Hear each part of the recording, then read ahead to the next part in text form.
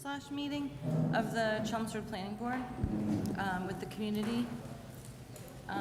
We're here to discuss the Chelmsford's approach to the MBTA community law, and basically I'm just going to say a couple words because our wonderful representatives from NEMCOG are going to explain the law in better than I will.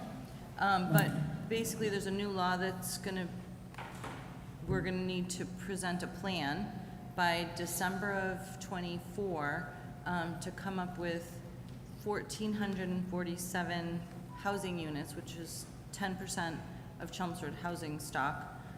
We are an MBTA abutting community, so we have a lesser requirement as an MBTA community than the direct MBTA communities that have a train station in their town. So we have been meeting for about, I think since the end of '22, initially trying to formulate a plan that meets the criteria set out by the Executive Office of Housing, of what? Livable communities. Housing and livable communities. And so let's have at it. This is Kelly and Michael, our representatives from NEMCOG. All right. Good evening, everyone. Can everyone hear me all right? Okay, great. Thank you. So my name is Kelly Leinema. I'm the Deputy Director at the Northern Middlesex Council of Governments, and I am here tonight with Micah Shola, who's our Senior Housing and Land Use Planner. We are here to talk to you tonight about 5 key things. So we're going to talk a little bit about who we are and what we have been contracted with the town to do. We'll provide an overview of MBTA communities because I really want everyone here to come away understanding what the requirements of the law are. And we'll talk about what the law means and what it means for Chelmsford. We'll also talk a little bit about why compliance matters and why it's important to comply with the law. We've been working with as Deidre mentioned, we've been working with the planning board since 2022, trying to come up with some ideas about where Chelmsford MBTA Communities District could go. And that's part of what we're here tonight, is to get some feedback from you on that as well. And then we'll have a discussion and we'll talk about the next steps. So Section 3A, this is part of Massachusetts General Law, Section 3A. After tonight, we hope you'll understand some of the basics of this law. So we want you to come away understanding what the basic requirements of the law are, how the state guidelines apply for Chelmsford, because the way they apply to Chelmsford is different than the way they apply to some other kinds of communities. And that depends on your community category, and it depends on your 2020 census figures. There's a lot of different variables that go into this. So we just want to focus in tonight on what it means for Chelmsford specifically. Again, we want you to understand why compliance is important, the scenarios being considered by the planning board, the overall project, the timeline, and the approval process. We also want to come away from this understanding things from you. So we want to understand from you, do you have a preferred scenario regarding what the planning board is talking about? Are there any changes that for you would improve this scenario if we adjusted boundaries, or if we thought a little bit about one scenario versus another? What would make it a little bit more appealing to you? We also want to know if there's any other ideas that should be brought to the planning board. I mean, the ideas that we're talking about tonight are not necessarily comprehensive. The planning board has also considered other opportunities and decided against those for various reasons, but that's part of what we're here to listen tonight, to hear from you. And then if there are any questions that need to be answered as part of this process, we're here tonight to listen to those questions, and then we can work together, and we'll work with Evan, we'll work with the planning board to make sure that those questions are answered as part of this process. When we get into the discussion portion, I just really would appreciate, I know talking about housing and zoning can be challenging, and so we're hoping that this can be a productive meeting. We're hoping that you can remain curious, ask for clarification. Again, zoning is pretty technical, so please ask for clarification if we're talking about something that doesn't quite make sense. Hoping that people can be solution focused and respect differences of opinions. I think everybody has a different idea about what housing and housing density might mean for them and their neighborhood. So please respect other people's difference of opinions here. And make sure that you share space and time. So if you are getting up to the microphone multiple times, just make sure if there's anybody else who does want to get a chance to speak that you're giving space for them to do that. So as Deidre mentioned, Mike and I are here from NIMCOG, the Northern Middlesex Council of Governments. We are a regional planning authority, or regional planning agency. We are based in Lowell, but we work with the 8 communities that surround Lowell.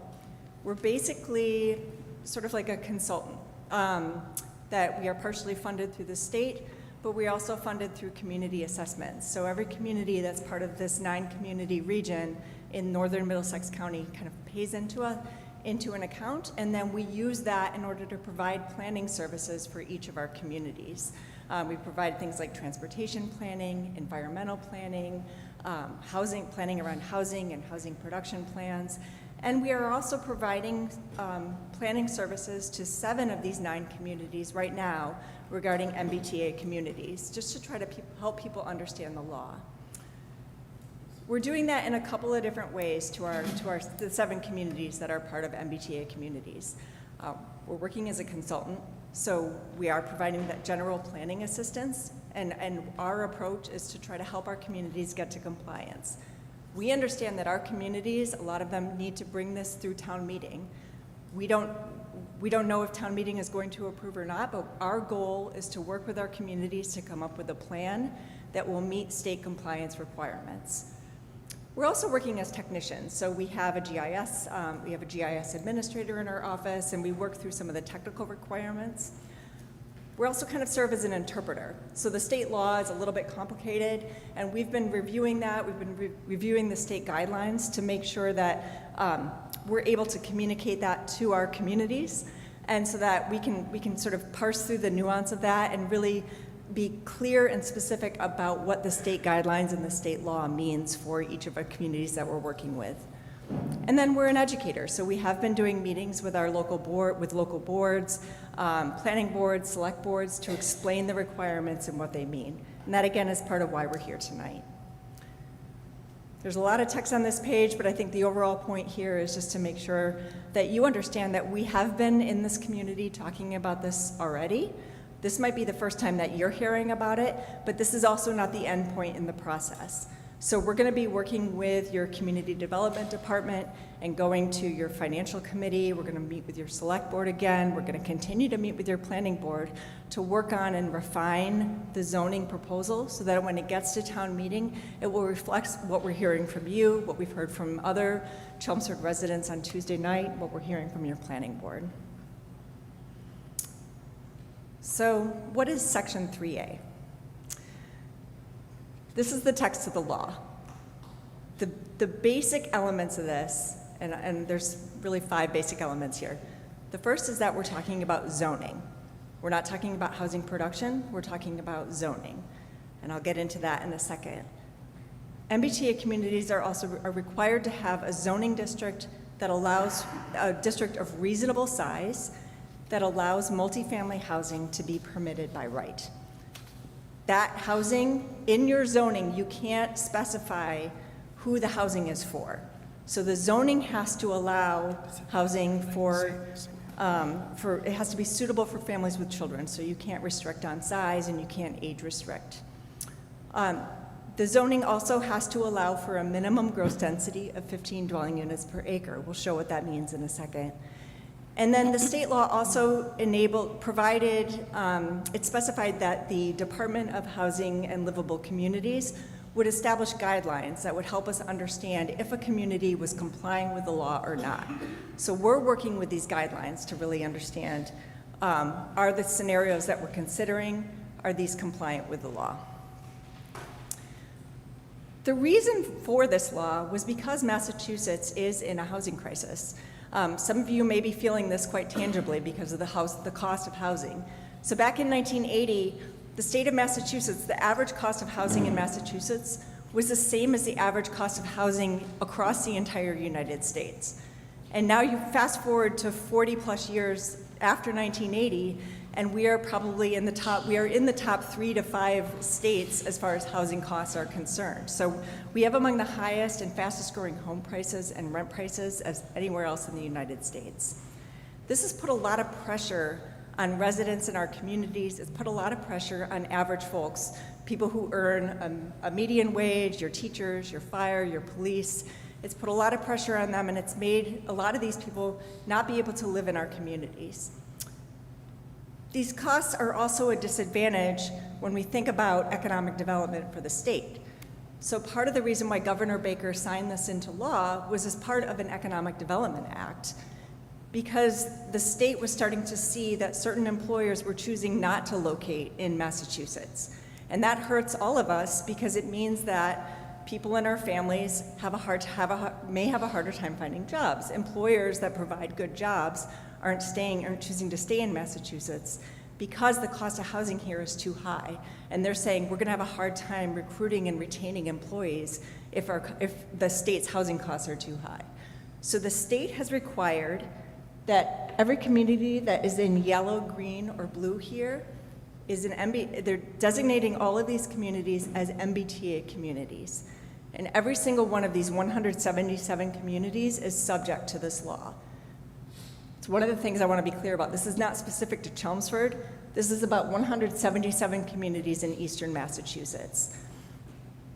We're sort of all going through this together, and we're all kind of learning. We're all trying to figure out the law. We're trying to figure out what it means to adapt our zoning together.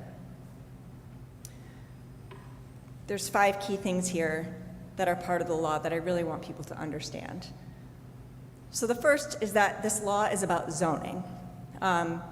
This is one of the things that I think on Tuesday night I just wanted to add to this presentation. So if you're here tonight and you weren't here on Tuesday, this is something that we didn't talk about on Tuesday. But when we talk about zoning, we're talking about what can or can't happen on a property and how that can happen. So zoning is basically what the town uses to determine what can happen on any individual parcel. Everybody here, if you live in Chelmsford, you live in a property that has that is part of a zoning district. Because most of Chelmsford is zoned for residential uses, you probably live in a residential zone. And that zoning determines the height maximum, it determines how far your setbacks have to be determined, how much space there is between your house and the next property over. It determines how much of your lot that your house can cover. These are all rules that are sort of established as part of the town's zoning bylaw. There's 2 elements of a zoning. This zoning really guides the growth and the development of the town. It's partially a reflection of what's there already. Like in a lot of residential districts, it's zoned for residential uses. It's also a way of planning for growth and development. So it's a way that local planners and then the state can also project how much services or how much infrastructure could we anticipate the community will need over time. There's 2 components of zoning. So there is a zoning map, and this basically shows how the land is divided in the town, and it determines where certain land uses like residential, commercial, or industrial or open space can go. And then there is a separate companion document called a zoning bylaw. And the zoning bylaw really specifies some of the dimensional requirements. So it says, all right, if you are in a residential zone, you can have up to 3 stories or 35 feet. And that's pretty much the same for most residential uses in Chelmsford.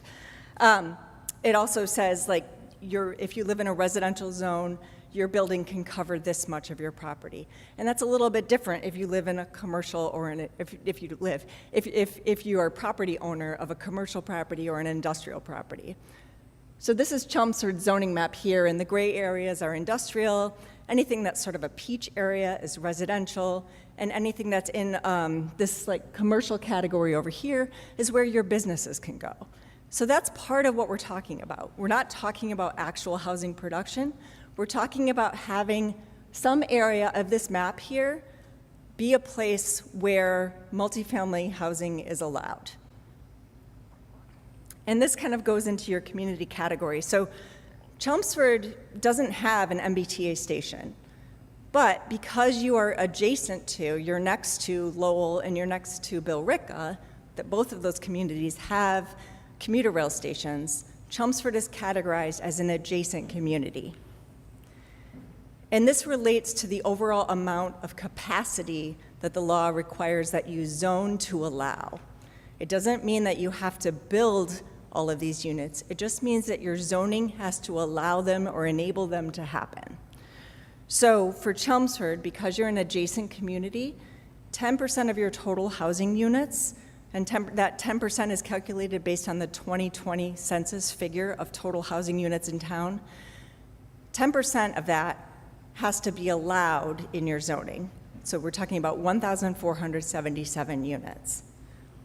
Capacity is a really hard thing. I hear people get capacity wrong all the time. So, and if you don't get this right away, I totally understand it because everybody gets it wrong. Again, we're not talking about 1,477 units on top of the 14,000 units that Chelmsford already has. We're talking about having a zoning district where those 1,477 units could be built by right if there was nothing there right now.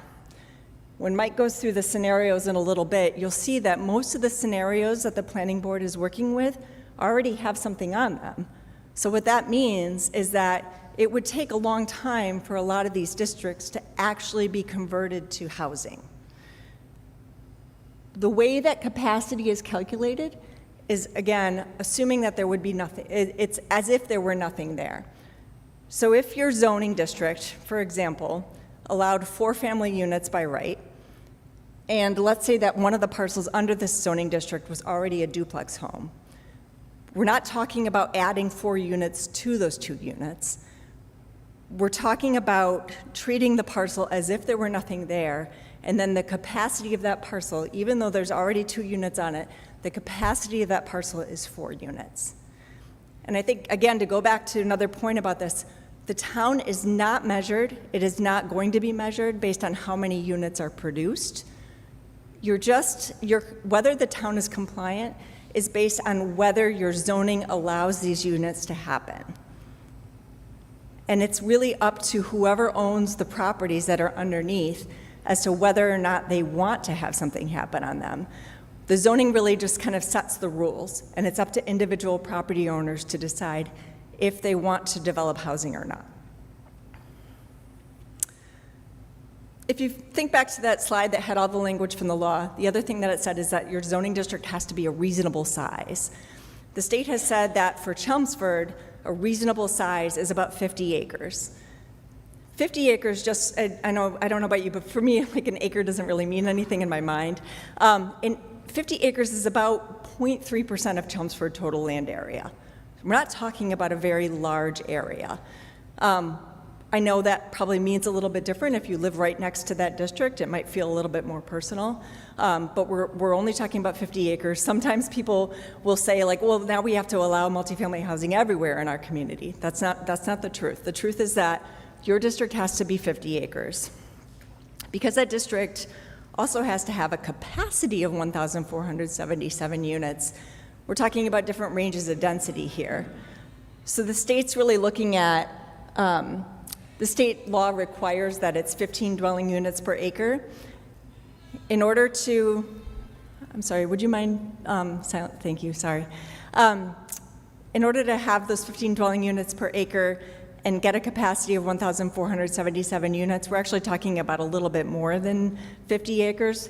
The planning board has indicated to us that they really want to see some kind of density that's a little bit more like what you see on the right here, which is more of like what we refer to as missing middle housing. So we're talking about things like that's at the height or the density of triple deckers or small apartment buildings. And this is an example of what that density looks like. We are not talking about towers. And in the assumptions that Mike's going to show you a little bit, we're talking about 3 stories. So this is about the same height as what a lot of your residential properties are right now. It's really looking at this third category here of like multiplex buildings, which is in the range of 10 to 15 dwelling units per acre, maybe like 4 to 12 units on a parcel. Because you don't have, kind of going back to the location, because you don't have an MBTA station in Chelmsford, you can put that district anywhere you want. You can divide it into more than one district.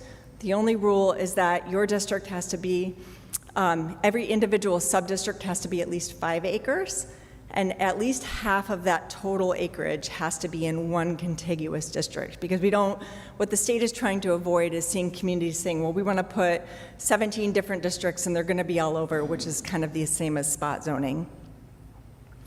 So again, here's just an overview of all of the requirements for Chelmsford. So again, we're looking at a minimum of 50 acres, but we're probably getting a little bit closer to 100 acres. Your zoning has to allow for a minimum of 3 or more units by right. We can't have age restrictions. It doesn't mean that somebody couldn't come in and say, I want to build senior housing.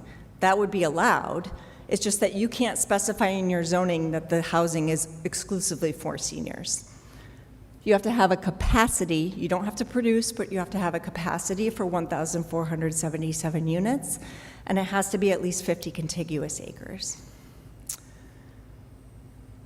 Why does this even matter? Like, why even bother complying? That's one of the questions that I've heard raised not only here, but in other communities. First of all, it's a state law, and so compliance with the law is a priority, I would imagine. The state law also specifies that if you don't comply, you lose access to a lot of different grant programs. And Chelmsford actually takes advantage of quite a few of these.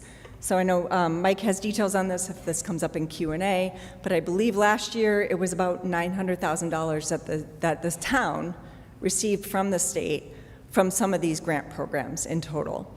That's quite a bit of money. That's money that doesn't get passed on to taxpayers. That's basically money from the state. And one of the key elements of this is the MassWorks infrastructure program. These are grant programs that really are for planning purposes. So they really open you up for doing things like streetscape improvements, sewage improvements, water improvements, those kind of things that are very necessary for thinking about growth and change. Another reason why compliance matters is because it's really one of the things the law is not that far outside of what you have already stated that you want to see as part of your master plan. So compliance and having like an area that's a little bit more walkable, a little bit more dense, where people live a little bit closer to services, it's beneficial for the kinds of uses that people go to every day. When you have a certain amount of density, it supports things like local shops and restaurants. It means that people can be located closer to schools. It also increases demand for some of those services because you have more people who are living within a walking distance of those services, so they might not even be driving to those services. But I think more than anything, it's going back to the economic development perspective and the part of the reason why this law was passed in the first place, which is we're seeing a shortage of places in our communities where people can downsize and they could stay in Chelmsford. Somebody who's getting a little bit older may not want to stay in a large single-family home. They might want to downsize, but there's an absence of housing units that are available for people in a building with an elevator, with modern accessibility requirements. There's an absence of those kind of units. We're also seeing that it's really hard for our adult children to move back to town. So having these smaller condos, these are basically the equivalent of what in the 40s and 50s used to be considered a starter home. Condos are now the starter homes. So this is the kind of housing for people who want to stay in the community, for people who want to sort of put in roots in a community, and then maybe at some point they might want to buy a single-family home in that community, but they really need a way to get into the community in order to do that. So that's the kind of housing that we're talking about. I'm going to introduce Mike, who's going to talk through some of the scenarios here.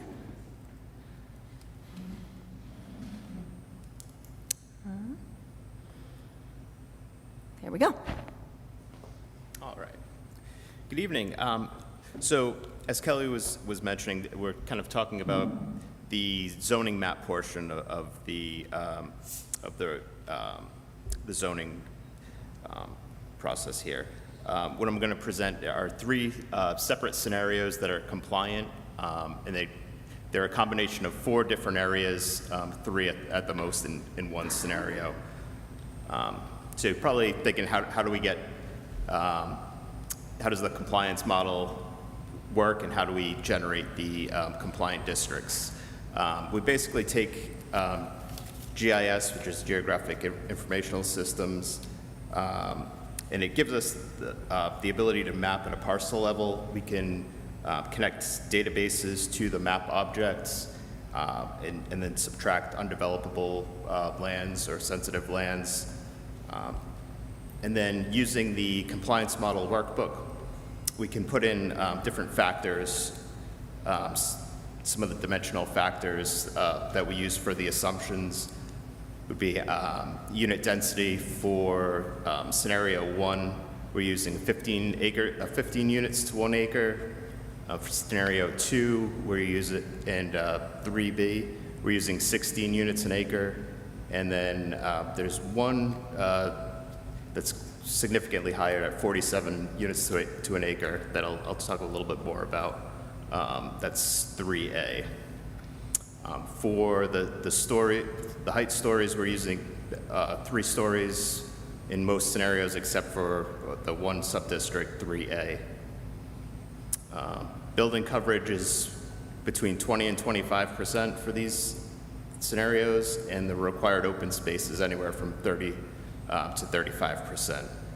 And our goal is to come up with the capacity for 1,477 units and a minimum of 50 acres to be compliant. So scenario 1, we have 3 subdistricts. It's 9 parcels and has the total land acreage of about 100. The modeled unit capacity that we have here is about 1,483, and the subdistricts are the Radisson Alpine Road area, the UMass Lowell West Campus area, and Riverneck Road Davis properties. The first scenario, subdistrict A, is the Radisson Alpine Lane area. These are 2 parcels containing a restaurant and 2 5-story former hotels and a conference hall. It's located within the CD zoning district. The area is located near the town center with access to many amenities. Like I said, close to the town center, the rail trail, encourages non-auto transportation, support commercial economic viability. It's a potential workforce and consumer base near the center of town, and it has the potential to be a complete neighborhood or a walkable 15-minute neighborhood. LRTA service is basically on site on Alpine Lane. It is easy access to 495, and it'll have minimal local traffic impact. It's also potential reuse and renovation of a hotel building and conference center that's vacant at this point in time. Challenges under this scenario, the top 2 floors of the hotels are over the height requirement, and it could affect the change of use.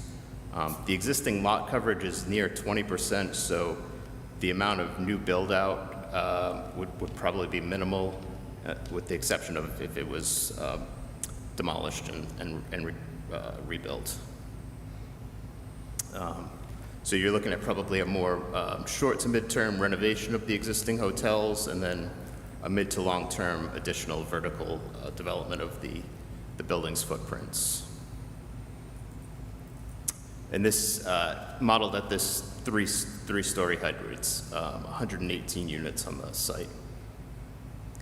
Subdistrict B is the UMass Lowell West campus area. These are 3 parcels. 2 are containing multifamily condominium developments, and the former UMass Lowell West campus. So the opportunities with this site, potential site development at UMass Lowell West, which I know there's an approved plan pending now. Easy access to Route 3 and Route 3A, which would limit local traffic impacts. LRTA service is adjacent to the UMass Lowell West site. It has proximity to employment opportunities in service and retail area. It also would be, it's also a residential area, so there are other multifamily developments in the area. Some of the challenges with this site, the condo associations are probably unlikely to further develop their property, and then there are some significant wetlands on 2 of the parcels. So in short term, you're looking at probably the redevelopment of the UMass Lowell West parcel through the prior approval. Long term, maybe some additions or infill into the existing multifamily with condo association approval. But it's limited potential due to the existing and permitted development. Scenario 1, Subdistrict 3, is the Riverneck Road area, the Davis parcels. We have 4 parcels containing 2 light industrial office use buildings, a single-family dwelling, and a vacant lot. The area is located near I-495 and Route 3 junction with access to many amenities. Some of the opportunities from this site, it is near town center and access to major roadways. There'd be redevelopment of some vacant office space and light industrial use buildings, potential passive recreation amenities with a large site and a lot of woodlands around there. And it's also a potential reuse of the office space if the viability trends continue with office space. Some of the challenges would be redevelopment of the 2 large light industrial buildings. They're not usually easily convertible to housing, so they either have to be torn down or probably significantly altered. It's not a walkable neighborhood, unfortunately, and it lacks public transit. They're industrially zoned parcels, which could potentially lead to conflict if they're developed separately. And they're within a wellhead zone, and the entire site is located within a wellhead zone. Potential development, you're probably looking at long to midterm redevelopment of the office and industrial spaces, and then potential immediate development with the vacant parcel. Here's kind of the aerial. The vacant parcel, which is kind of to the right of the map here, that is a potential for short term. It's a vacant parcel, so as soon as the permits could be filed, it could be developed. There's potential midterm development or some phasing development with the redevelopment of the 2 light industrial office parcels, and then probably a more long-term development with the structures themselves. Scenario 2 is the only scenario that consists of 1 district. All 1,477 units can be, the site or district has capacity for all the required units, and its total land area is about 92.9 acres. So this is 4 parcels, two with industrial and warehouse distribution uses, including the large UPS facility, which utilizes a portion of the vacant parcel for open lot storage and parking. The parcels are zoned industrial, and there are significant wetlands and floodplains on the undeveloped parcels. The opportunities, it has easy access to Route 3 and limited local roadway traffic. It is on the LRTA bus service route, and it has easy access to the North Billerica commuter station nearby. Some of the challenges would be it's not located near a walkable or village neighborhood. There are significant wetlands, like I stated before, on the site that could limit development. And UPS is a major employer for the region and large contributor to the commercial tax base. Potential development, we'll get a potential short-term development on some of the upland areas of the vacant parcel that's off of UPS Road. potential for kind of midterm development if underutilized portion of the UPS parcels could be developed. And then the potential long-term development would be the redevelopment of the UPS site and the existing industrial building that's down off of Brick Kiln Road.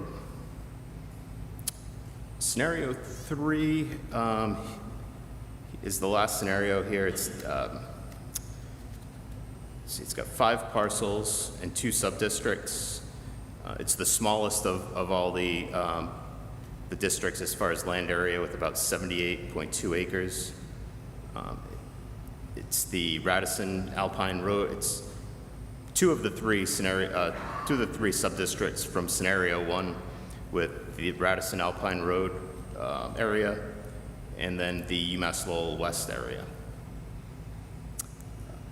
Scenario, so it's basically the same opportunities and challenges with this parcel, or this sub-district. However, it's modeled at a 5-story maximum instead of a 3-story maximum. So there's scenario 1 is at 3 stories with a 15-to-1 density cap, and it yielded 118 units. Scenario 3 at 5 stories yields a significant more at 374. So the parcel is almost built to the maximum building lot coverage as it is now. So any new development would have to either be within the building footprints or redevelop the site entirely.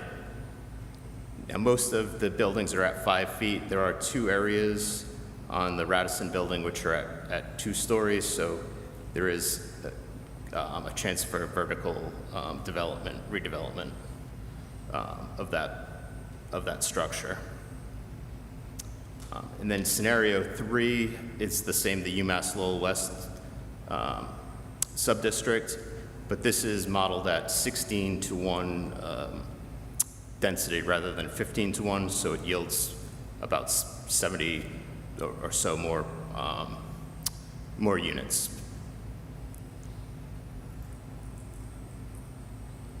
So with those all three of those scenarios are open for discussion, and the planning board hasn't decided, but that's what it's been narrowed down to at this point.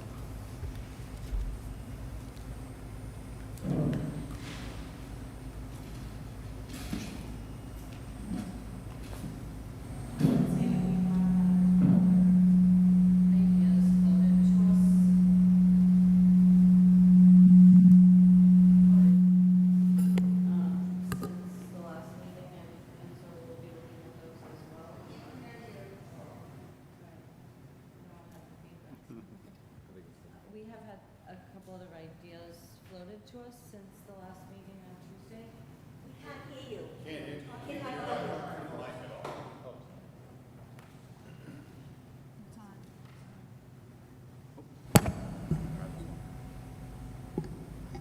We've had a couple different sub-districts proposed to us that we're gonna look at. But these are the ones that we have narrowed. We started with 8, and we narrowed down to these 3. So these are kind of the ones we're looking for feedback, but if you have ideas of other sub-districts that you think we should consider, we're open to doing that.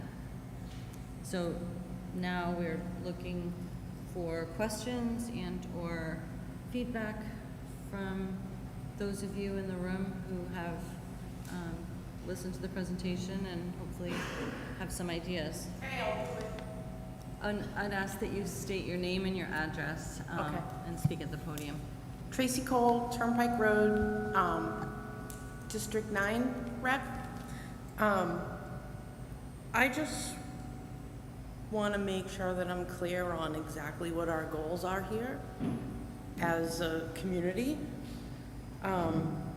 So this is 100% mandated by the state, and we can't opt out of this or we're in trouble, right?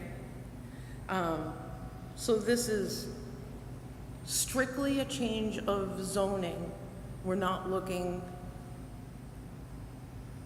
to have the houses built.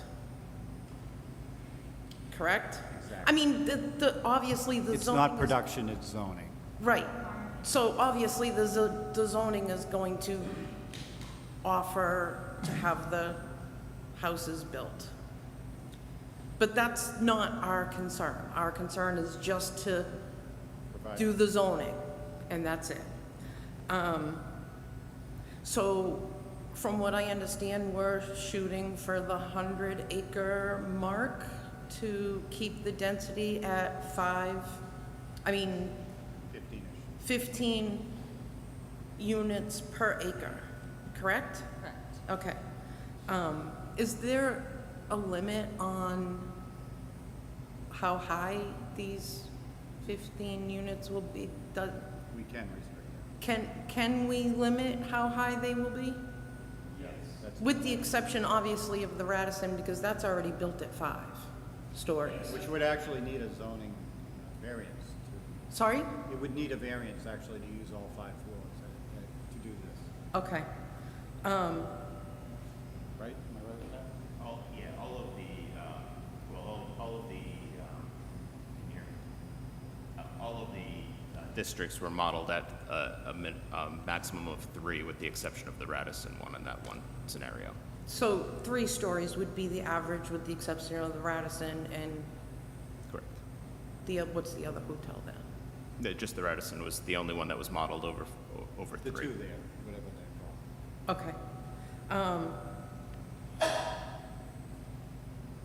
So these 3 scenarios that we're choosing,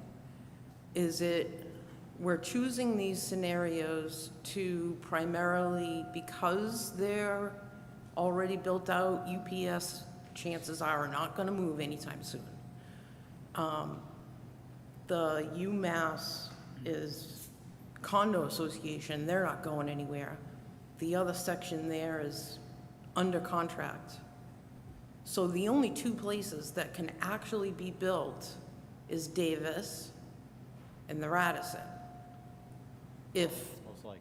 if they choose to go that way. So those are the only immediate situations that are going to be likely built. Okay. I wouldn't say that you're choosing it because most of Chelmsford's already built out, right? Right. Wherever we put it, it's like, we don't have a lot of open space in this town. We're choosing, you gotta think about this long-term, right? We don't know what will happen tomorrow, right? Right. Would this be, you gotta also look at it, if, someone sold their property and someone came in and decided to build multifamily housing in this area, would it make sense to have it in this area? Does it Correct. fit our neighborhood? Is it what we want in this area? Is it how we envision it long-term? They're areas that are least likely to negatively impact. That's the The goal, right? town. And that's what we're looking to all of you, to provide us your feedback and your thoughts, so we can make sure we're doing this thoughtfully, and that it does truly, it's least Impactful. negatively impactful. Okay, to the community. so I had a couple questions. Because we currently have a section in the bylaw that offers a 10% density bonus if they make a park or enhance the Brook Walk in downtown, they do something for the town to enhance the town. They are allowed to have a 10% density bonus added to, over and above what is that going to remain with this? Has anybody thought about That's that? a great question. I don't believe they will be able to avail themselves of any density bonus because the zoning will be very specific. You don't think? Well, Yeah, so if I could address that. The law requires that you just have a district where this is allowed by right, It does not require that you have any other bonuses or any existing bonuses apply to it. So that could be something that is specified. So let's say if this was an overlay district, you could exempt that overlay district from the density bonuses that you have for other areas. Okay. Because personally, I would not like to see a density bonus in this specific So we situation. It's gonna be upon us, and hopefully in with help from council, et cetera. I'm just giving you my opinion, and No, I totally agree. these are And things. That's a very good point and a good question. And it's gonna be incumbent upon us to fashion, Correct. to craft it in such a way that we won't be vulnerable to, you know, kind of side doors. Right. Because I watched last night, and these are just things that I didn't see brought up. Yeah, No, that's a good idea. Or will we be allowed to basically dictate, I don't want to say what they build, the style? Yes. Like no box apartment complexes, Design. we're going to be allowed to dictate that? We will have design parameters and Okay. That can be written. I have, one of my questions was about the Radisson, because only part of it is 5 stories. Like, how, That's what he was getting at with the 5 and the 2. There's a possibility of that 2 going up to 5 if we had that. but if you do scenario 3, the whole Radisson is not 5 stories, so would they have to add to that? They're not required to add to it. I mean, and it might be cost prohibitive to add 3 stories on top of the areas that are 2 stories. We're The just zoning giving would them the allow option? up to 5 stories, but it would be expensive to do that. So you're not required to build up to the maximum. The maximum is just the most that you could do. Okay. So we wouldn't be, okay, so the zoning is the zoning, and what they build on it is not our problem. It's dependent on the developer and But- how much. you Right, wanna so we're spend just on it. responsible for the zoning. I have to remember to keep that separate. And you already answered, we can limit the stories. This whole thing, this total of 1477 is 10% of Chelmsford's population. Is that number in the future gonna grow as Chelmsford grows? Are we always going to be required to have 10% of our community, if it grows, to be multifamily housing? So just so I'm clear, you're asking if this is a moving target that increases as the Correct. population increases. So the law points to the guidelines point to the 2020 census housing figures. That is the number that sets that requirement. But in 10 years, the 2020 census is, So the guidelines point to the 2020 census. They don't point to any other census, so they don't indicate that the number could change. So the 2020 census figures are the number that we're using for compliance. That's what the state, the Executive Office of Housing and Livable Communities has set as the requirement. and there's nothing written in the law that says that this is going to grow as the towns, because obviously, if this is a requirement, towns are gonna grow. Yeah, yeah. So when we grow in 10 years, is the state gonna come back and say, okay, now we're gonna use this census and we're gonna just make you build more? Well, I mean, I can't predict the future as to what the state I'm just legislature saying, would there's say, nothing currently written in the law that's going to imply that. Right, so that is something, that using that figure is something that is in the state guidelines. It's not in the state law. So the law, the text of the law does not point to the 2020 census housing, the total housing units in the 2020 census. That's something that the guidelines point to. Okay. But the law is what we have to comply with, and the guidelines are the sort of the rules that we have to follow in order to comply with the law. So what does the law say? Use the guidelines? The law says that there will be guidelines that are promulgated by the Executive Office of Housing and Livable Communities that we have to follow. So Okay. the law sort of enables that department to create the guidelines. Okay, so Yeah. chances are this is gonna change. Knowing the state, in 10 years, they're gonna come back and say, okay, now you gotta build more. Yeah. not- Sorry, what? Zone more, not build more. Zone more. It means the same thing, basically. As far as I'm concerned as town rep, the must-haves that I would like to see in this is to maintain control over the building style, I guess. I'd rather see duplexes as opposed to condos. Condos are generally in a square box with square windows and doesn't fit in the town. But if you have, we have duplexes all over the place. So to do that, we would probably need, what, 200 acres? To do, like, limit it to like two-story duplex? Well, so if you were going to do that, you may need in your zoning to require that all of the housing units have a ground floor entry or something like that, instead of, there are both intended and unintended consequences of that.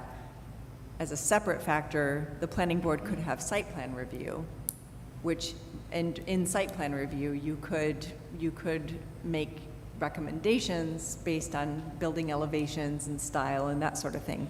You just can't withhold a permit based on site plan review. So you. Right, but if you call up The the middle. missing middle file, like, I think you had gone up in one of the meetings and the direct middle, it's the courtyard buildings and the cottage courtyards. Make it a little duplex neighborhood with a courtyard and a playground and a bike path and like, You just need more land to get the units. right, I mean, we're I mean- shooting for the pictures that you put up.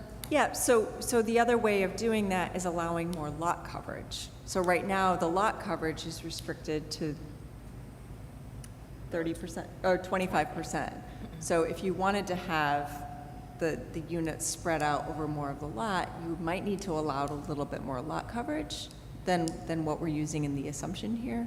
But that is something that I think once we understand what the locations are, different districts or sub-districts, we can start to look at like what's the style or what's the sort of pattern of development that if those areas were up for redevelopment, what's the style or pattern that right. you would want to encourage? Well, Yeah. there's a lot on Turnpike Road that, how many units did they do on Turnpike Road? Not the Kinlock, not, 152 Turnpike, 6 units. and how, do you remember what the acreage was? One, It was an acre? probably less than this. Okay, so that was an acre, and they put in 6 units. And those were all duplexes. Minimum 50. So we want 15 per acre, so we would need more acreage. It gets a little bit tight to make a development with, that's at the 15-to-1 ratio with duplexes. It tends to be just a little, you need kind of a little bit more, like triplexes and quads can do it, but it's tight. Usually there's a little bit too much separation between the buildings for duplexes. Well, you can have 2 downstairs apartments and 2 upstairs apartments in one building. Yeah. That's not technically a duplex, but yeah. Style. Yeah, absolutely. You know, it would be 2 floors and maybe an attic space, and Yeah, that would work. it's the look Yeah, we'll That- nail that down, too. that I'm concerned about. Yeah. I really don't want to be driving through Chelmsford and seeing 3-story. I'll feel like I'm driving in downtown Lowell. So that was my concern. Another must-have is to maintain the 10% affordable housing. 10% of everything that goes up in these has to be affordable. That's a must. And I would really rather not go over and above 15 units per acre.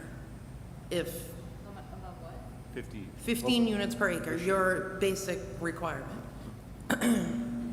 Unless, of course, we're talking UPS is gonna have all of, so those would be higher than 3 stories, right? Or is there enough space there to get 3-story buildings with, there is? Yeah. You modeled it with 3-story. Yes. And that comes out to how many units per acre? 20? I put a cap on, for the whole district at the 1477, and it ends up coming out to 16.1 For just units per acre to get scenario 2 with just the UPS? at 3 stories. Yeah. Okay, all right, so that's not bad. And I will vote no if you put in BAOD. If what? The BOAD, BAOD, the BAOD, I heard it brought up at Tuesday's meeting to make it part of, it was a suggestion to make it part of this. The industrial area, 129. I will vote no, because if you make that entire area by right, you know where they're all gonna go, on Turnpike Road. And I think Turnpike Road has had enough, basically. So, I think that covers everything on my list. Yep. Tracy, did you submit that? Sorry? Did you submit that as a letter? Those comments or questions in a letter? Could you submit those in a letter to us? Well, you just, the questions that you just had and the comments. Yeah. They were all great. Yeah, if you could submit them to us in a letter so we have them in writing, that would be great. Yeah. Just send it to the. Yeah. Oh, Evan. Thank you. You can send it to Evan. Yeah. Yeah, send it to Evan. Greetings, respected planning board members. Thank you for your time tonight. Sean Campbell, 19 Monmouth Street.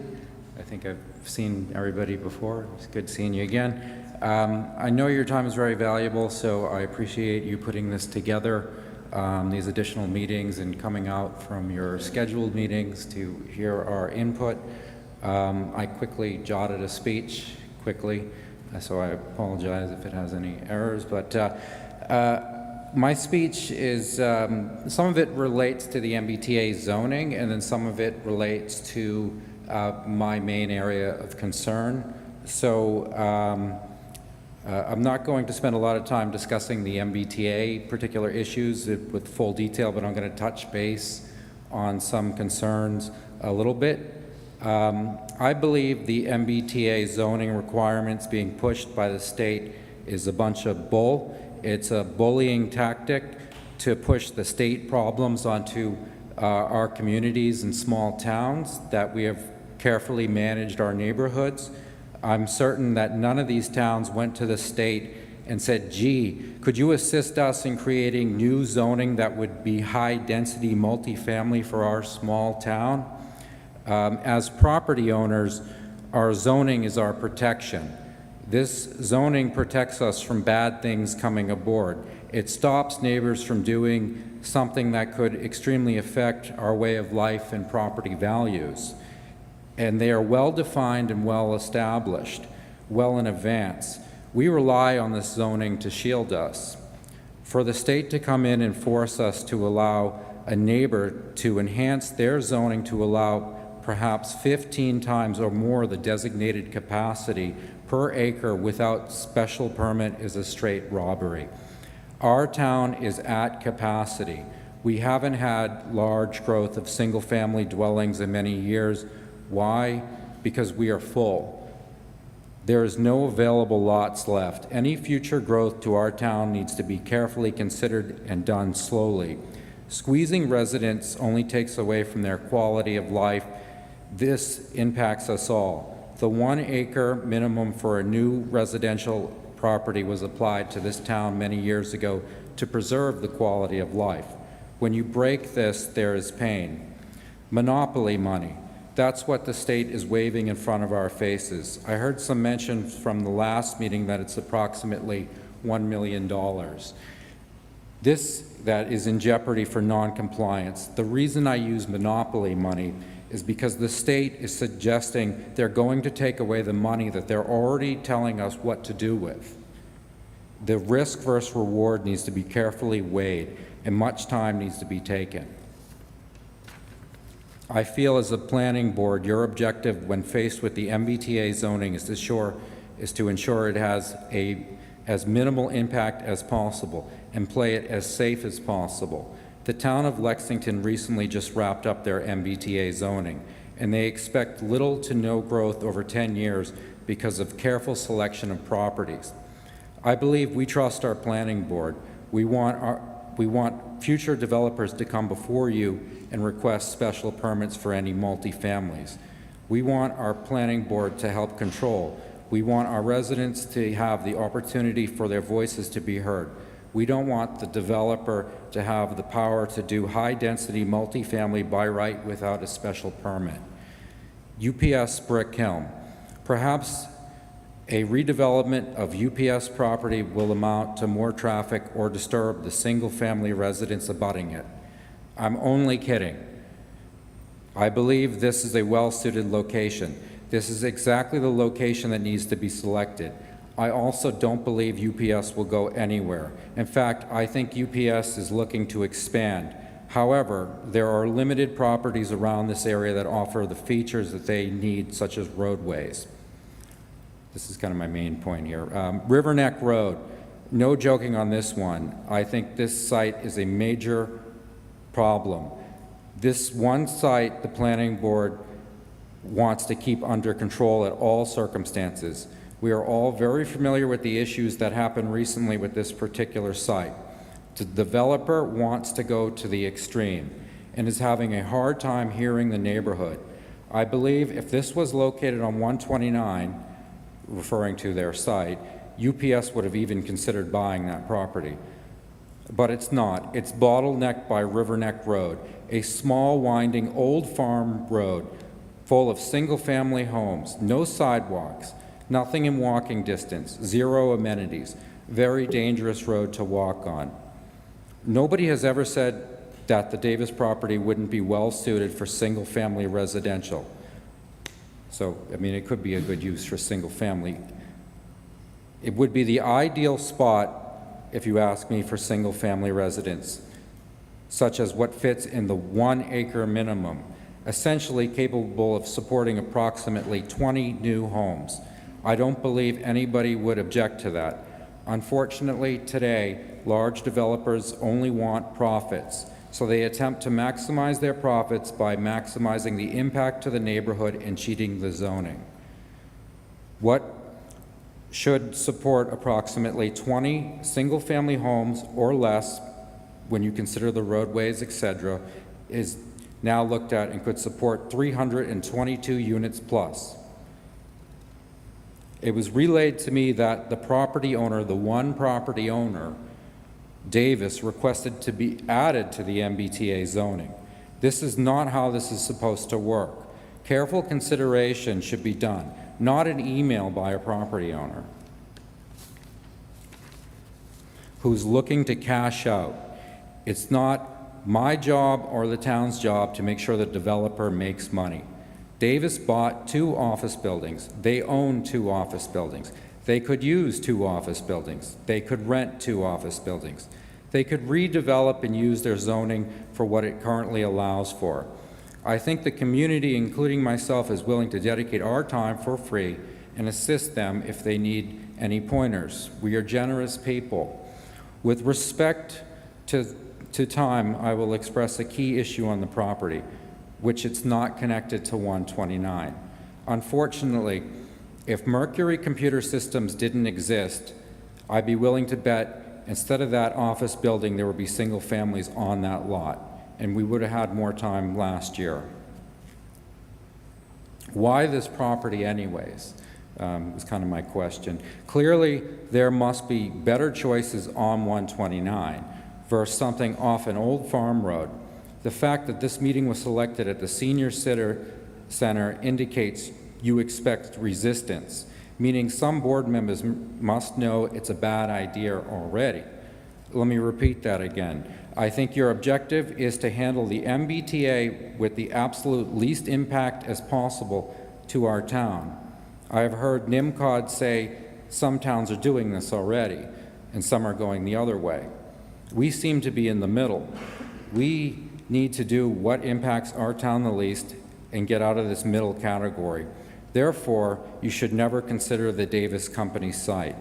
You should raise the height capacity on properties like UPS or Radisson/Alpine. Satisfy the MBTA requirement. Keep control of the multifamily special permits by a case-by-case basis on select properties. If Davis wants to play the multifamily, have them file for the special permit. Let them appear in front of us. Scrap the Riverneck Road from the MBTA, and good luck with your MBTA challenges. So it's kind of my speech there. But mainly, my real concern is, I mean, there's obviously a lot of issues with MBTA, and I think they're going to keep reappearing. And I think overall, you guys are doing a good job. I mean, you're doing what you can. It's just that Davis property. I mean, I really don't have a clue why it was put in there. I think that it is bottlenecked by Riverneck Road. I think you do have an extreme developer. And I think the lady before me said, you know, kind of something that was true, that is a site that could be developed. And I am an abutting neighbor. And, you know, I never signed up for abutting an MBTA zoning, and I think it would dramatically change my neighborhood. I mean, I can't even imagine you putting 322 people right next to me, you know, 322 apartments. That could be 1,000 people, and my house is kind of right on the map there. My street is the first street. I'm going to have hundreds of dogs. I'm going to have, I mean, everything's going to change. It's not, you know, what I'm familiar with or what I want. I mean, I think there are some properties like the Radisson, and that is kind of tucked away by the highway, and it has things in walking distance. They go to Dunkin' Donuts, they get something to eat, and I think the MBTA zoning was kind of established that. It wants things in walking distance. It wants sidewalks, and we've heard testimony for over a year about how Riverneck Road doesn't have a sidewalk. You can't walk on it. You get hit by a car. It's windy. It's scary. You got ice there. There's just so many issues with that particular property, and I think we can satisfy the MBTA requirement with something else that would be less dangerous and scary. And if Davis wants to do multifamily, let them come up, and then they can talk, and we can, you know, get a great plan together, and maybe that will work. So pretty much all I have, unless you guys want to answer why the Davis Company was selected. You know, I heard you reference that there were 8 properties that you looked at. Why did you think that would be a good one? I can answer that. So from my perspective, when we started looking at various properties, we were brainstorming to see which properties might be good, which ones might be bad. When we did get the letter from Davis Company, part of my suggestion was to bring it forward to see the analysis on it, see if it would be a good option. Right. And to hear feedback Right. from residents and stuff like that. And, you know, they have, and maybe that was wrong. I mean, they could easily staff it, but they won't. They just want money. And I think you can't take that into consideration as saying, hey, look, these guys want to make money, and maybe they can make money, and we'll use this MBTA thing. I think you've got to look at saying, well, does it have sidewalks? Can people walk? Is it safe? Will it disrupt the neighborhood? I think a lot of your other selection, there's not single families that abut. And, you know, just with knowing the area, like you got Clark Ave, right? That's like right there. Why wouldn't Clark Ave be added to the MBTA if you were seriously considering that area? It's kind of like this weird triangle now that you're saying, hey, MBTA is behind you. You got 322 new apartments, maybe 1,000 new neighbors, And, yeah, hey, deal with, I mean, that would certainly, I mean, I feel like it's going to disrupt my property, and I'm not even on Clark, but if I was on Clark, I would be certain it would disrupt my property. And it's not what the area was used to. And you just think of that 1 acre. Remember, you know, our past members agreed that you need an acre to build something, and that was to protect our quality of life. And now we're like ready to deal, saying if somebody's even got a half acre, maybe we'll accept that today because, you know, we don't have much land left. But that was to give us, you know, nice piece area. And it's just, it's getting diluted. So I think you just need to be very careful about this MBTA thing. I think you probably want to satisfy it, but you don't want to do it in a way that it's going to harm us. You know, so, you know, the monopoly money I talked about, I just, you know, was referencing that because it's not like real money that we could do whatever we want with. And I think we can satisfy the MBTA requirement with having very little impact. And I think Lexington, they hired a group, you know, because they realized it was a lot of work for the planning board. They said, you know, is there any community members that would like to just examine properties, put together lists, and then they'll review the list, because it's a lot for, you know, a board to do when you're already busy. You know, you have numerous developers already in front of you that want permits and a lot on your mind. And, you know, this MBTA thing, if played out wrong, could have pretty serious consequences for certain areas. So any of these scenarios would be acceptable in your mind, like 3? Yeah, I mean, I think when I look at these other scenarios, I think they're not so disruptful. I think the only one that was disruptful to me was just the Davis Company one.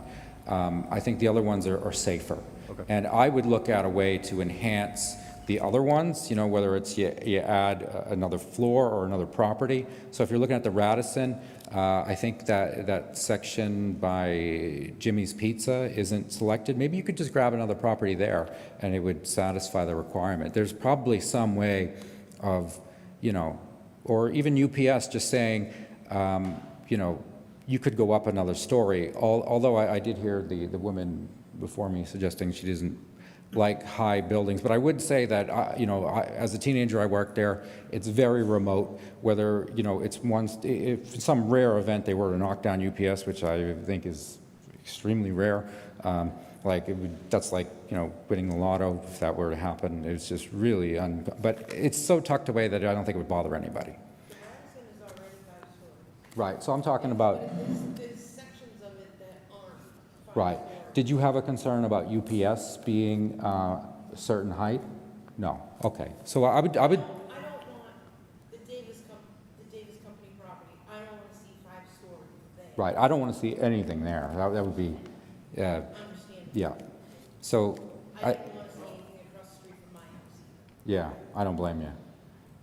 So certainly I would say if you could find some way to do more with what you got, I think it would be great, so. Clarify, right, the Davis Company currently can come in and present to the planning board for, I mean, they're allowed to do multifamily in there's. Right, yeah, they can present it, and then we would have an opportunity. Right, the and then- opportunity for them here right now is not to deal with the public and have it by right, which is what they're looking for, which I get it. I work in business. If I were them, I'd be looking for that too. I think it's already, you know, you were asking about where the planning board, when they came in and proposed that. Like, Right. I'm not in favor of giving anything that is that closely tied to a neighborhood or to citizens in the town, giving away our ability to manage what goes in that area. I'm not a big fan about the MBTA community because we have to be careful. We have to make sure that we dot all our i's, cross all our t's, because we're giving away control. It's a state mandate, and once we put the zoning in, we're giving control, which is why we're asking the community to come and do this with us, to work with us, while we're putting these proposals, these areas. I think you had a great idea. You proposed some good recommendations. So when we get to the second phase of this, once we've chosen a location, we'll be having more outreaches, discussing how we're going to write the zoning, how, you know, and we'll be looking for all of you to help us poke holes on it. So we're protecting ourselves. So what we get, if for some reason we decide, say, the UPS, and tomorrow they decide to go, what goes there is something that we all say, all right, not that bad. It works for us. We like that. Right. Or if it's at the Radisson and they decide, we think that they're only, it wouldn't make sense for them to spend all the money to add more floors, but they decide to tear down everything and build it all multifamily. Is it something that we would like to drive by when we come into town, right? Like, this is a multi-step process. I don't think anybody's a fan of giving away control of what comes into our town, but our hands are tied. Right. We have to comply. Yes, there are those grants that we're going to be giving up, but you could also think, at some point, we're going to go to the state and maybe want to put in a new school. We want the state to work with us to, help us get funding for it. It's not just $1 million in grants today. There's going to be other things in the future, right? And going against the state because we're angry that they put this law down isn't really helpful for us long-term. Right. So I think and shame on us and shame on me for not comply, but I paying think we need to attention do what it was going on in the as state. slow and as carefully as possible. Yep. And I think right now we're running like, 200 miles an hour trying to green light this. And, they're still establishing rules, just like that first floor rule that you could have. This is commercial. our second public meeting on this. Yeah. We're not running anywhere. No, we're not, and We're not. We're not. We've heard that, and we don't want to, I don't think any of us here are like, hey, we're going to do this, make it easy, and let's go out for a drink. Like, that's not, we're here, we're committed to make this. I do think right on those thing. other properties, the Radisson and UPS, it's not so disruptful. So you don't have single family nearby. If in the event that it were to happen, I think it wouldn't be as disruptful as the Davis Company. And you think of UPS anyways, like I was asking as a joke, how much traffic would be generated, but I think it would be less traffic than UPS. UPS has a lot of traffic. So, obviously they have that police detail in the morning that we all see. And they're, I drive that road, every other day. So there's a lot of traffic there. So if they were to leave, I think it would be kind of like an even swap. I look at, Not that I think they will leave, but. so UPS, I drive it every day, twice a day, 3 times a day, 4 times a day. Sheila knows what I'm talking about. When I look at that property, and we have across the street, we have the condominiums, Meadowview. Would I rather come down, as I'm exiting Billerica, coming into Chelmsford on Brick Hill, look at UPS tractor-trailer trucks, or a condo, like a Meadow, or maybe a little bit more denser, something nicer, as it goes into, then single-family homes? It kind of makes a nice transition. Now, am I saying that UPS is going to leave tomorrow? No, but if it should, and we have this zoning, would that be okay? That's my thought process. Yeah, on and that. you have to And that carefully would be weigh that. I okay. don't know the answer, For me, as someone who lives down there and drives on that road every day, I wouldn't mind that. Right. That would be, I think it would be an improvement. I drive it every other day, and those trucks, it's hard making that turn. But, you just kind of get used to it. So I think it would be, I think there'd be some increased traffic, but, there's already so much traffic. There's, there's got to be like 500 of those small trucks, and then, hundreds of the 18-wheelers that come every single day. And I know you guys are considering another building there, and, their traffic looked pretty minimal. But you brought up, hey, there's already a lot of traffic. Not to get in another can of worms, but so I think UPS and Radisson, there's also, when you're considering Radisson, there's no single families. You got the highway behind them, and there are amenities. They could go to Jimmy's Pizza. There's Charles Frederick Jewelers there. There's, he's my neighbor. There's lots of cool things that they could walk. Dunkin' Donuts, they'll probably go to Dunkin' Donuts.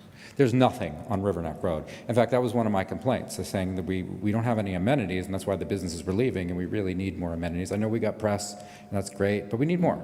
And I think if you had more, you'd see more vacancies come up, you'd see the vacancies drop on these buildings. So, well, I think you're doing a great job, and I would just I would suggest to reconsider the Davis property and to zero in on. I think it was Nancy said at the Tuesday meeting. 129. I know. The good thing about 129 is it's a state road. It's got the highway there. Yeah, there's some traffic, but if you're considering the Davis Company, they were just going to turn on to 129 anyways, and they were going to go down Turnpike. I think you were suggesting that was a concern. So they were going to go there anyways. But at least if you give them an opportunity where they're near the highway, maybe they're going to get on the highway and they're not going to, cause any traffic in town. I think it would be minimal, and there's no single family.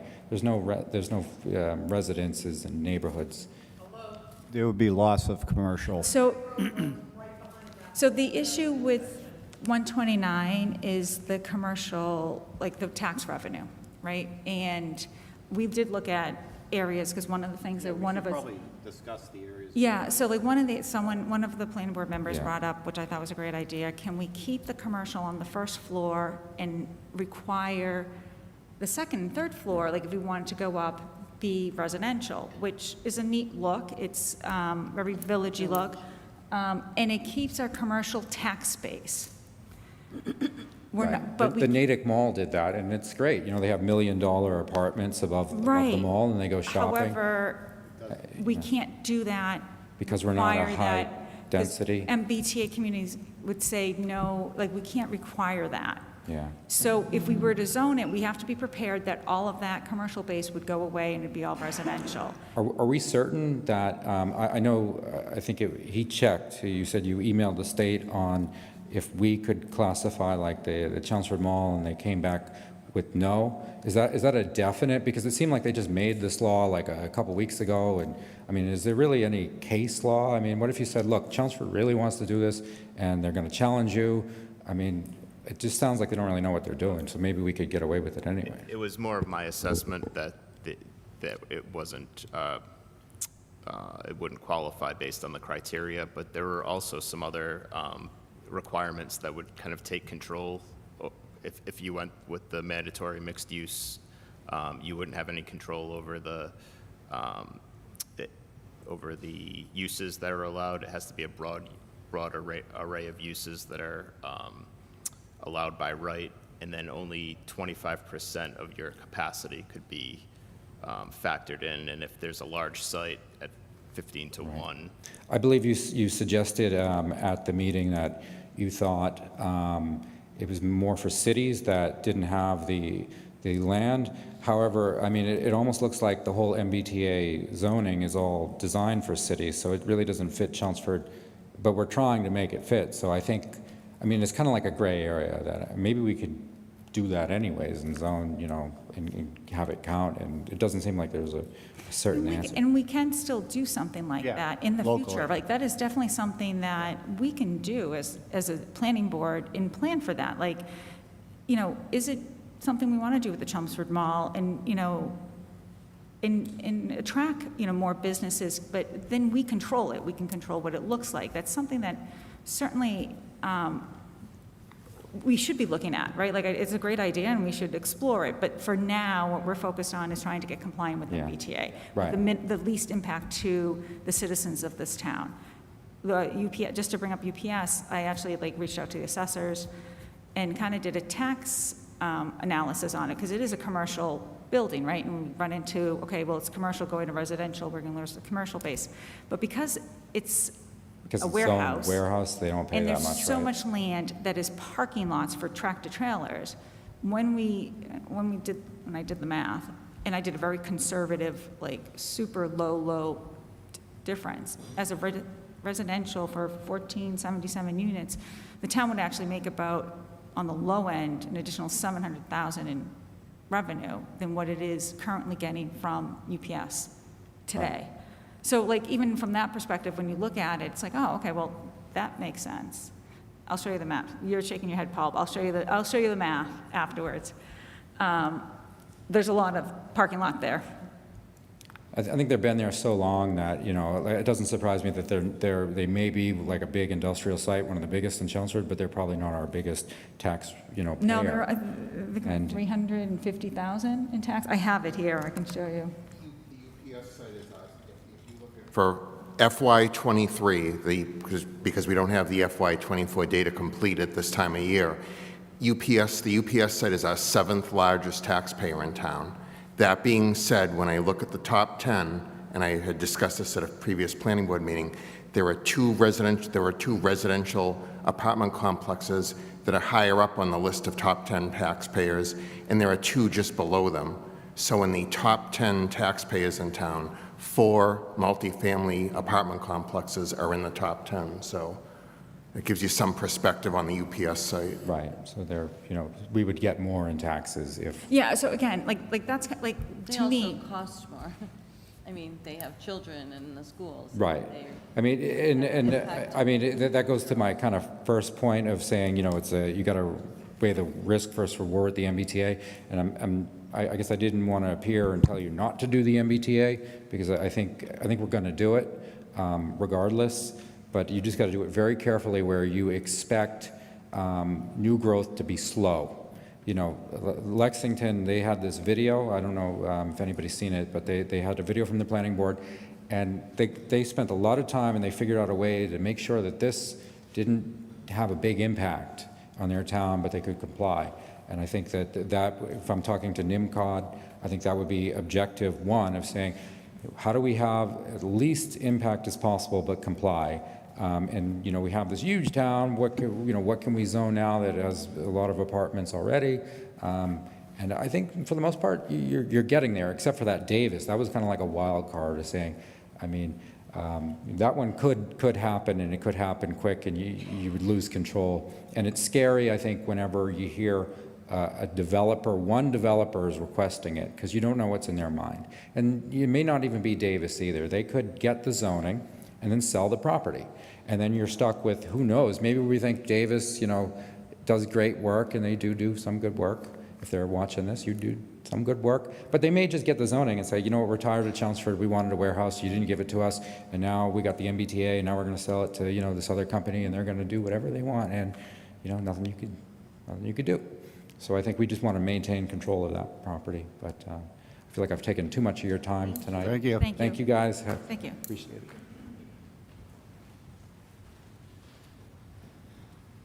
Good evening, Aaron Cunningham, 67 Billrica Road, also a Precinct 9 meeting rep. So first of all, I do appreciate the crisis. I don't necessarily like the way this went down, but there's not always things we have control of Aaron, at the can you state step level. up a little bit Yep, closer to the sorry. mic? And I agree, it's definitely a crisis. I just don't know if high-density housing is the solution to that, but that's also beyond the scope of this meeting. I'm glad we have scenario 3 with the Radisson up here. This is the one that caught my eye the other day. I appreciate that you've done your analysis and we talk about it being walking. It's walking if you want coffee or pizza. But if you need to get to work, they're going to commute. They're going to get in cars and go. If you need to go to the grocery store, you're going to get in the car to go. So when I look at these things, especially where I'm at on Billrica Road, and I've watched all these duplexes come in and the whole Hildreth thing we talked about the other day, it's 2 cars, sometimes 4. It's 2 kids, sometimes 4. And I feel like in the last 5 years, I've watched our infrastructure be strained. So, and I realize it's going to take years and years and years to get to over 1,000 units. But the reality is we're setting up for that as a potential. I think if you, and we all know this because everybody complains, we got sidewalk issues, we got traffic issues, we got all these things. So I agree that we need to comply because we're going to want things from the state later on, so we're going to need to be good neighbors. I don't want to give up $1 million of grant money because that can turn into other bigger things. So slow walking it as best we can is something that I would be supportive of. So just remember, we're a commuter town. People are going to have cars. This would be great, but they're still going to have cars. It's still going to add to a traffic problem that starts at 7 in the morning and goes till 9, and then starts again at 3 and goes till 6 or 7 at night in that whole area right there. So I'm not necessarily a big fan of this one. And if we think developers aren't waiting, think about all that housing that's gone up within 6 or 7 blocks of my house and all that up around Turnpike Road and all that. There are people that if you look at some of the developers that turn these houses over, their whole thing is flipping houses. That's how they make their money. They go and they buy something as cheap as they can, and they put a duplex on it, and they double or triple their money. So if we think somebody doesn't want to invest in that Radisson property and do something with it, I would argue housing's a big thing to be into right now. Somebody's going to look at it and want to do it. And then again, just for maybe point of order, and I apologize for my ignorance, but once these are kind of decided and what's going to be presented, does town meeting have to vote on these. Yes. So just in the spirit of knowing how these things go down too, whatever we can do to kind of boil this down to basics, because I agree with you, this was a lot to take in. I've tried to go over the paperwork. It's a lot to kind of digest. To really kind of boil it down to those 5 or 10 bullets and say, this is why we're going to do this. Here are the pros, here are the cons. And then here are the realities. We know 1,400 housing units are not going to come in the next 5 years. Could 300 come in the next couple of years? Could 400? I wouldn't bet against that, but because I also don't want this to become an issue a year from now when we have to be in compliance with it. Because we do need the state for these infrastructure projects. We are going to need schools.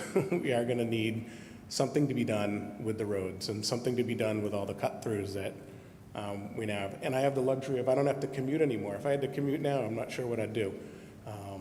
So that's my only ask, and if there's anything that that we can do to continue to support by giving you ideas or bouncing things off of us, I will make myself available to the board or NEMCOG folks or anybody else. Thank you. Thanks. Thank you. Hello, Sung-Woo Kim from 36 Monmouth Street. Some of you might remember me from the Davis fiasco. I don't know. I didn't imagine to be here again, to be honest. But here we are, talking about Davis property. Unfortunately, as you guys are aware by now, by all the feedback you received from that event, the Davis property really is an odd place. And I don't think, based on what I heard so far, putting an MBTA zoning where you could potentially have 1,400 units, or I think the plan was more like 300, I don't think it's too much different from what Davis was originally asking. So I don't see Davis property as a great option. I think I would actually have expected more people from our neighborhood to be here. I don't really see too many, but maybe because this is still early, initial. But if we were to go down that route again, I think you're going to hear the same initial complaint. The road is too windy. There's no sidewalk. It's really far away from many amenities. I think it'd be kind of a waste of time. So it would be nice if you could just yank that out option sooner than later and avoid potential mass of people showing up here. What was I going to say else? Oh yeah, and then just to remind people, initially Davis actually requested somewhere in the range of 100 loading docks. 300 or potentially 1,400 units seems very comparable, if not more. So again, I don't think it's a great option. If you were to ask me, out of all the 3 options, which one is the best, kind of leaning on Radisson based on what I've heard so far as well. And then I did have a question. Is it possible to potentially get an idea of what each board member think is the best option so far? Is that not possible? Like a pseudo vote or like pseudo, just to get an understanding. I'm just curious, if anything. I like scenario number 3. Oh, okay. Myself. UMass is happening, so Okay. eventually there will be housing in UMass. Okay. I mean, personally, as long as it's not Davis. But, okay. Oh, okay, I guess. So I like the UPS one because it gives us all our units in one area. After Tuesday night's meeting, I'm a little concerned about the UMass ones, and I would be more comfortable if that was, the permits were already built, even though we checked the property. We have a I know. agreement with I know. the property. It goes with the property. I know, but my So that's gut. pretty much ironclad as far as I can. Yeah, but agreements can be broken and agreements can be renegotiated, and I don't know, that makes me a little uncomfortable. Yeah, we're having this meeting arrive at a plan. I understand. In my opinion. Yeah. And so, and I don't even feel like we've necessarily exhausted all the plans that we might consider. So I'm reluctant to say. Yeah. Yeah, that's fine. We're getting emails about 110 right now, going up 110 with the zoning.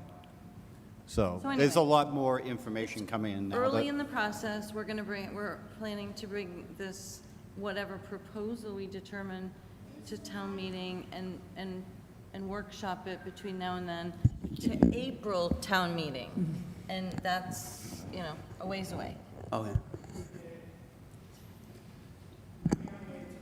We are a ways away from anything being final, or we're just taking public input at this point. I personally don't think it's the right time for us to be making a determination of our choices, because we're early in the process of making our choices and making a plan. Okay, thank you.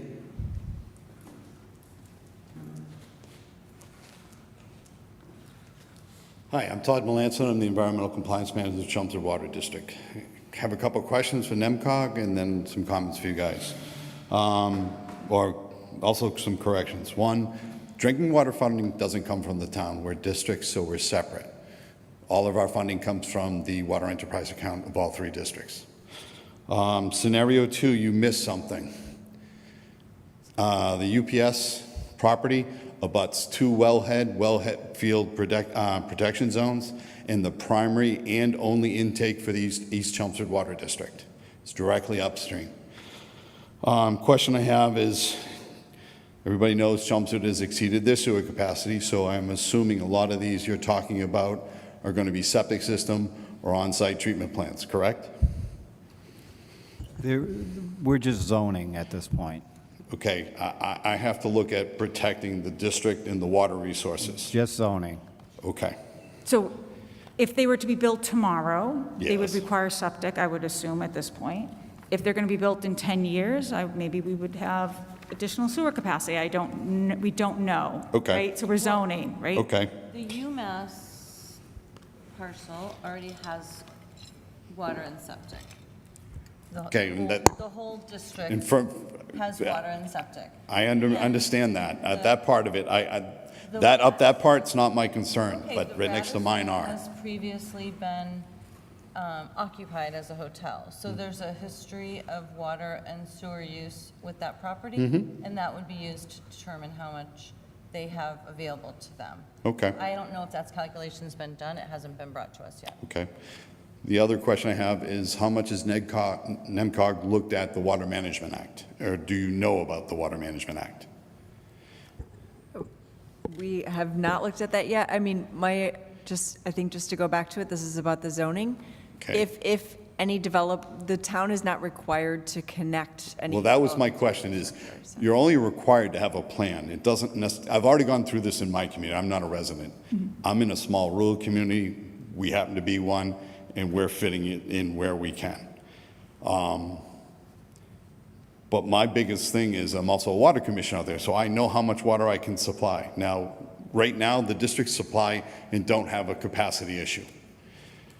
But you're talking about the Water Management Act, and there is a legal limit to what we can pull out of the ground. You're talking about adding 0.24 million gallons a day, based on the calculations. 1,477 units times 65 gallons per person per day times 2.5 people per unit. That's what the number comes out to. You're going to get close to our safe yields, if not exceed them. Mine, I probably could take, mine. Chelmsford Water District could probably take that on. North cannot, nor can East. So it takes UPS, again, that's your UPS. So when you're looking at these things, you got to look at the legality of what you can supply. And the Davis and UPS, if they were on septic, present a huge, significant risk to the district. If you're talking about things like PFAS, we just put in for SRF to treat all 3 treatment plants in August. You change the chemistry of the water that we're pulling out of the ground by adding septic, kind of tosses the hat into the ring again. So you guys need to consider that when you do the zoning and stuff like that. That's my time. Thank you. Thank you.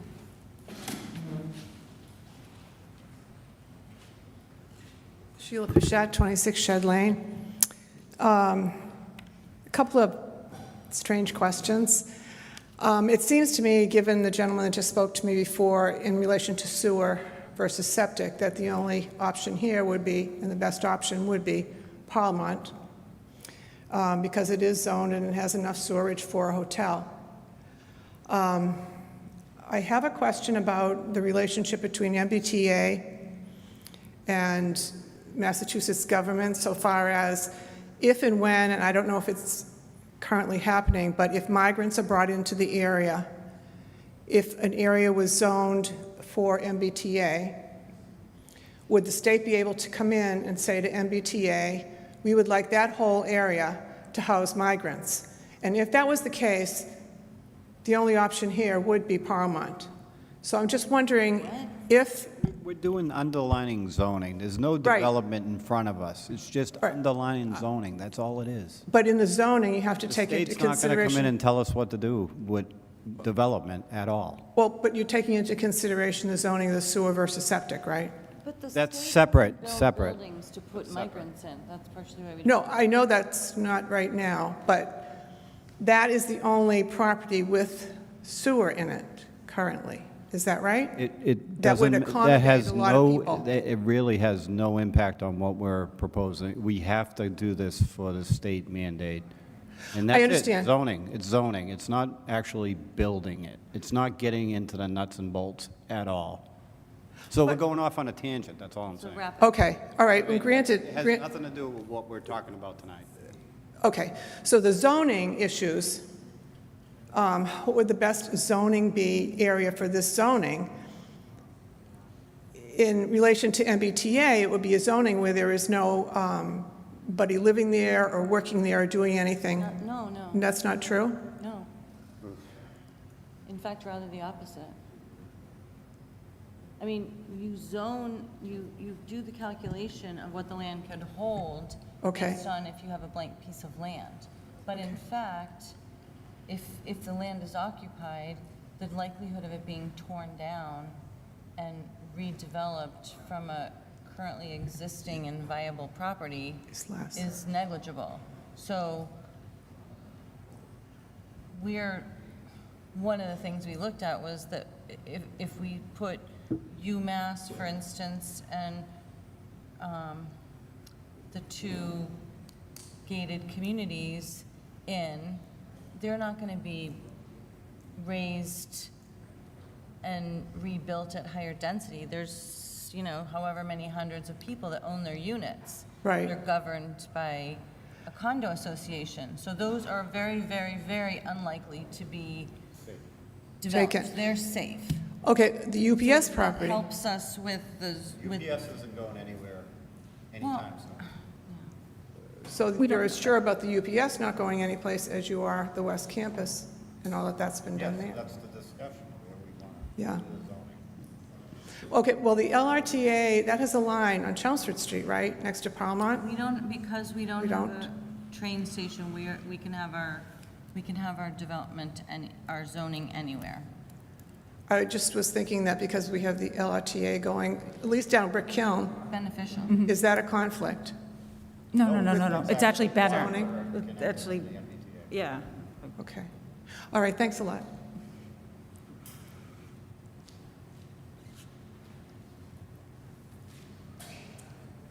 I'm Donna Curran Salyards, 57 Sherman Street, and I just want to ask a question about UMass Lowell West Campus. There's already a development going in there, right?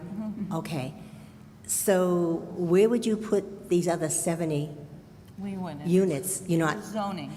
oh, yeah, okay. We're not putting A anything question anywhere. too, I noticed you said it had, sewerage, but actually, I know Lowell won't take that surge, and I thought we had to do something else for the other development.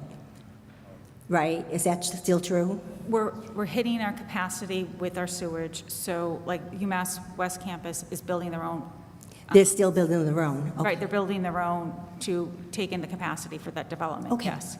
Great. Thank you very much.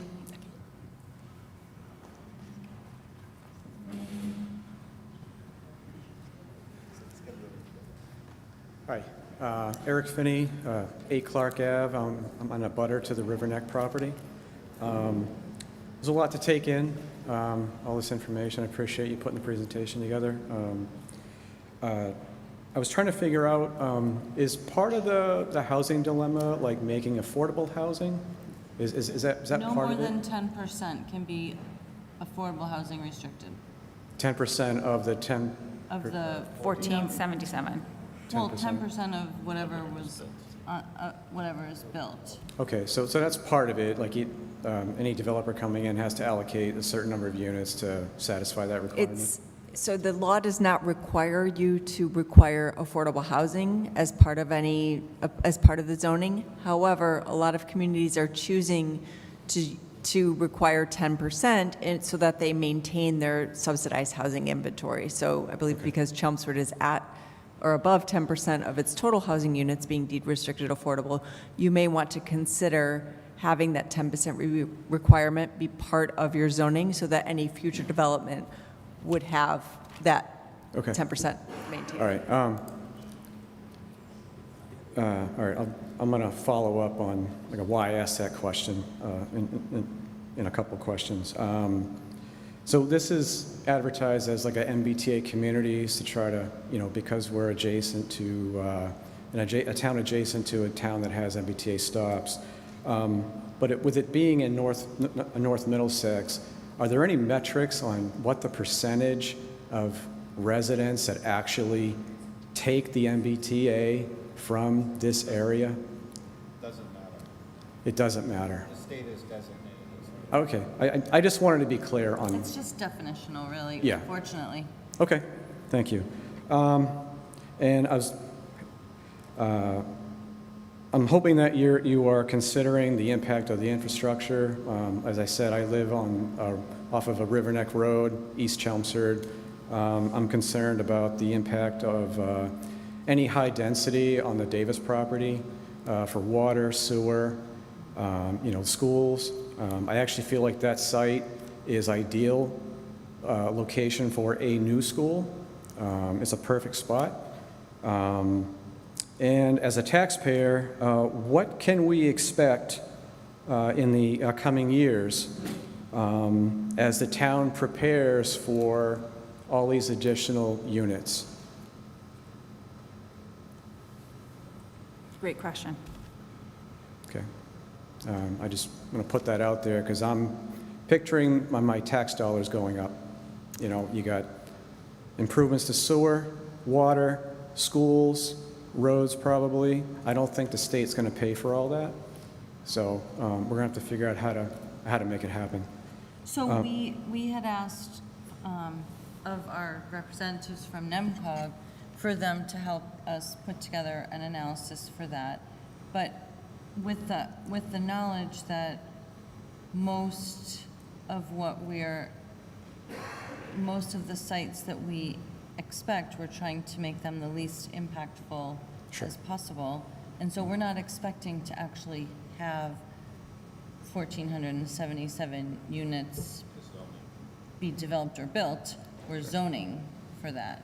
Right, but Then we're hoping, if we pick our sites the way we hope to, then any actual development will happen, but probably, if at all, over a longer, more predictable timeframe.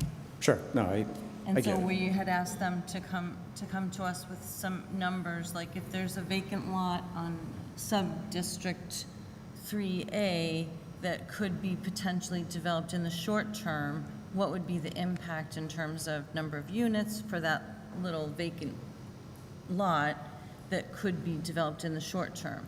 Now, I hear what you're saying. Basically, the Davis property could be developed in the short term, which is why I'm not sure that will be our choice. Okay, well, Because we're trying to have properties that wouldn't be all developed in the short term, if at all. right, okay, thank you. And I have some specific thing or comments about the River Neck property.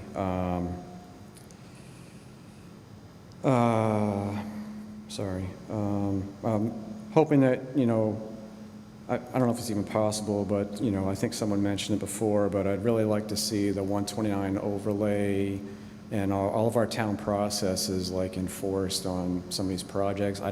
It sounds like, this is a way for some, maybe like Davis, to come in and avoid like a public comment and all that. And I would hope that we can still see these proposals go through our existing processes because they're there for a reason.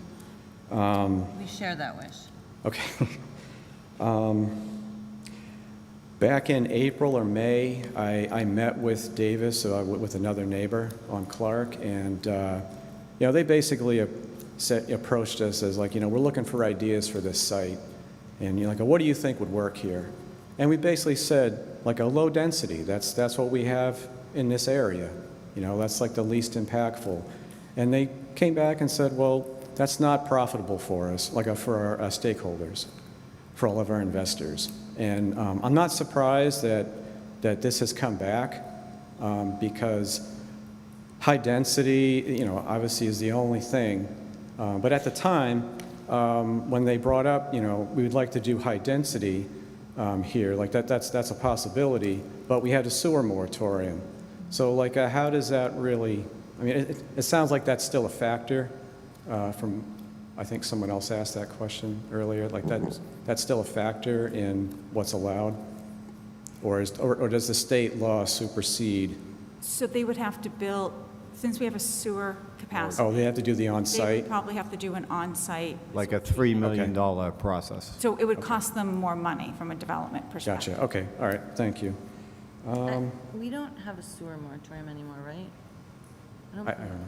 We don't have a sewer moratorium anymore, I don't believe, but now there's a specific process being developed for people to obtain sewer if they need it, which one of the options would be to build a wastewater treatment, and then there's a whole formula. Okay. But, you can't get capacity that's not there, so. Right. My last comment is, I do like I was thinking about 129 itself with all the vacant office buildings, if any consideration had been for those sites. And I heard you say, you were looking at the tax revenue from that being commercial. I do like the idea of like a village, with your like restaurants or shops below, residential up high. So if that's still on the table, I'd really push for that. That wouldn't be part of the We MBTA. already have that zoning. Yeah. But those are all great ideas, and. Yeah, no, I just wanted to, Look at that. applaud that idea. And my last thing about the River Neck site is, I don't like the idea of high density. I think you're all aware of that. But if you were to put something there like, senior housing, veteran housing, that could count towards the total number, I think would be something attractive for that site.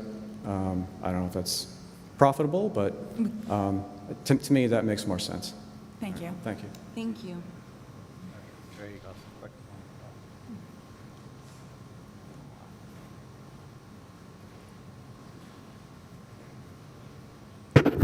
Good evening, Board. This is John Byron. I live on Proctor Road, South Chelmsford. I am a town rep number 11, and I'm on the Chelmsford Sewer Fairness Alliance. So I have a few things I want to talk about, and I said the water capacity, if you do have the 1,440 some odd units there, and you have an average of 200 gallons a day per person, that's 300,000 gallons plus. So it depends on what the water usage is. And right now, our sewer capacity is at 2.6 million gallons per day. And if we have a big rainstorm with 2 inches of rain or less, the Lowell Sewer Department discharges raw sewage up to 5 million gallons on the storm. And I have that, and I can get you that information too. And also, Manchester, New Hampshire, their last storm there, one of their sewer combined overflows was 5 million gallons. If you go up Route 3 and you see all the traffic, all the construction up there, that's what they're doing for the combined sewer overflow. Sir, we are not going to solve. I'm just talking the what- problem, and that has no, that's a different problem in a different meeting. I'm just saying, it's That's still... a different meeting. Okay. And, okay, let me go back to River Neck Road. River Neck Road, my opinion, my son has worked for UPS as a winter sub-driver helper. And the driver that he works for has to go up to Nashua, New Hampshire, and pick up his load. There's 11 more trucks to go up there to pick up the loads because Chelmsford doesn't have enough capacity for their overnight delivery. And if you look at what I think is, if UPS was thinking of getting the River Neck Road place, they want to do it for their overnight deliveries, where they come in at 11 o'clock from at night until 6 o'clock in the morning. They got to be all out because they got to put them on the trucks. And that's about it, I guess. Thank you. But I don't think it should fly. Thank you. Thank you.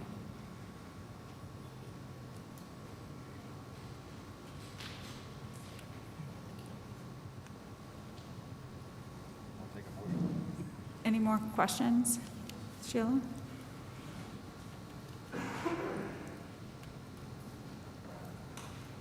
If we made the suggestion for zoning at 2 locations, say West Campus, which is going to be built, and UPS, which they're happy to be there, is that a disingenuous statement to the state? I mean, would they look at that in the future? That's a good question. Oh, thanks, finally got there. No, I mean, That is a good question. I don't think so. We're trying to be, to help the situation, that's all we're trying to do. That's a good question. There's different ways to go about this, and everybody's going to have a different idea about it, okay? And actually producing housing units is the goal for the state. Whether or not we can help the state out is going to be up to the residents of Chelmsford when they vote. I mean, I really appreciate it. I know you're here for the citizens of Chelmsford, but I had to ask that question because I'm always wondering. Yeah.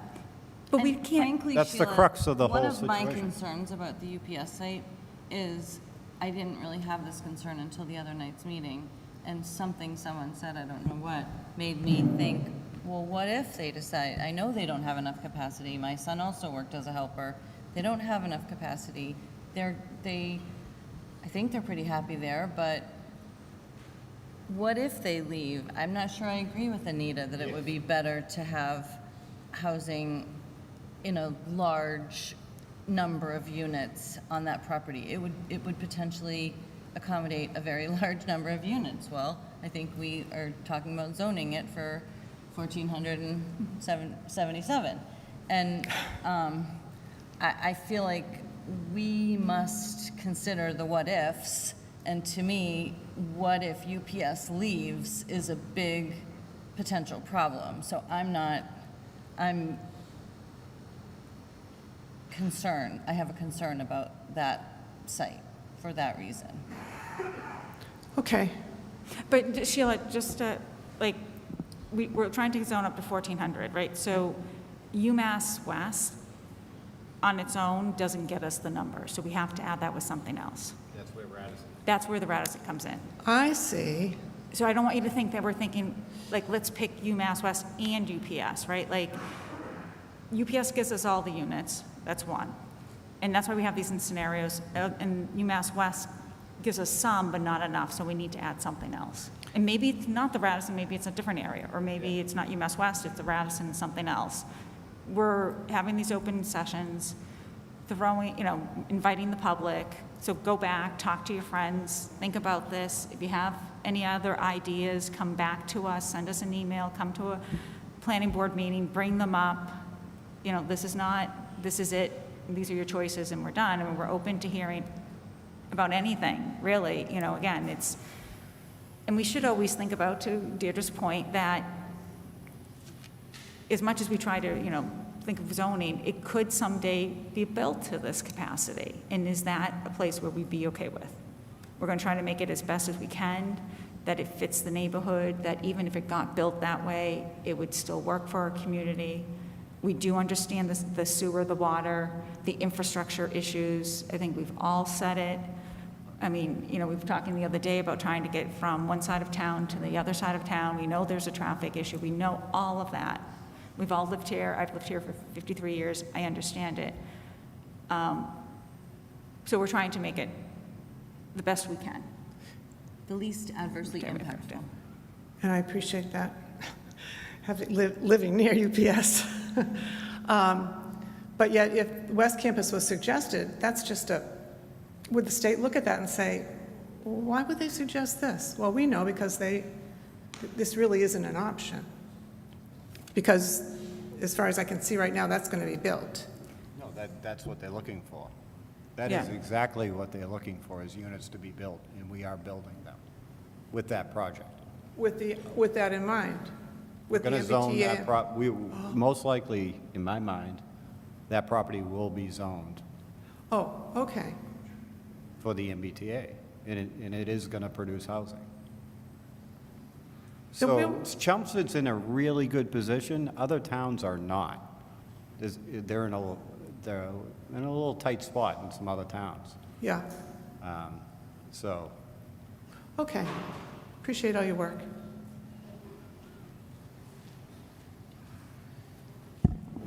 Is there any other questions? I will entertain a motion. Second.